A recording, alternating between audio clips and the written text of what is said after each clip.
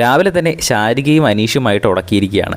Sarika kitchen ഏരിയയുടെ അടുത്തൂടെ ഇങ്ങനെ പോവാണ്. അപ്പോൾ ശാരിക പറയാണ്, ഇവർ കിച്ചൺ ടീമിൽ കയറിയ പിന്നെ ഇന്നലെ രാത്രി അല്ലാണ്ട് ഇന്നേ വരെ സമയത്ത് ഭക്ഷണം കിട്ടിയിട്ടില്ല. രാവിലെ 10 മണിക്ക് തരേണ്ടത് 1 മണിക്ക് തരിക, 1 മണിക്ക് തരേണ്ടത് രാത്രി 10 മണിക്ക് തരിക. ഇവർ കിച്ചൺ ടീം വൻ പരാജയമാണെന്ന് ശാരിക പറയുക. അപ്പോൾ അനീഷിനൊട്ടും ഇഷ്ടപ്പെട്ടില്ല. അനീഷ് തിരിച്ചു പറയുന്നുണ്ട്, നിങ്ങളെ കുറച്ചൊക്കെ അഡ്ജസ്റ്റ് ചെയ്യാൻ പഠിക്കണം. നിങ്ങളിവിടെ ലക്ഷറി ലൈഫിന് വന്നേക്കുന്നതൊന്നുമല്ല.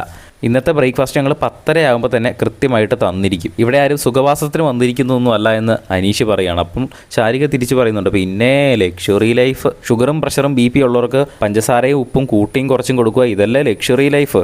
അപ്പോൾ അനീഷ് വീണ്ടും പറയുന്നുണ്ട്, കുറച്ചൊക്കെ അഡ്ജസ്റ്റ് ചെയ്യാൻ പഠിക്കാം. ആരും ഇവിടെ ലക്ഷറി ലൈഫിനൊന്നും വന്നതല്ലല്ലോ എന്ന്. മാത്രമല്ല ജിസേലിനും അത് ഇഷ്ടപ്പെട്ടില്ല. ജിസേലും പറയുന്നുണ്ട്, നിങ്ങളിനി കിച്ചൺ ടീമിൽ കയറുമ്പോൾ കാണാം, കിച്ചൺ ടീമിൽ കയറി കഴിയുമ്പോഴേ അതിൻ്റെ ബുദ്ധിമുട്ട് എന്താണെന്ന് മനസ്സിലാകത്തുള്ളൂ എന്ന് ജിസേലും പറയുന്നുണ്ട്. സത്യം പറഞ്ഞാൽ ശരിയാണ്. അവിടെ കറിവേപ്പിലയോ മുളകോ ഒന്നും തന്നെ ആവശ്യത്തിനില്ല. ഉള്ള സാധനം വെച്ച് വേണം അവർക്ക് കിച്ചൺ ടീമിലെ അവിടെ ഉള്ള 10-20 പേർക്ക് രാവിലെ ഭക്ഷണം ഉണ്ടാക്കാൻ. മാത്രമല്ല കിച്ചൺ ടീമിലുള്ള എല്ലാവർക്കും തന്നെ ഭക്ഷണം ഉണ്ടാക്കാൻ അറിയണമെന്നില്ല.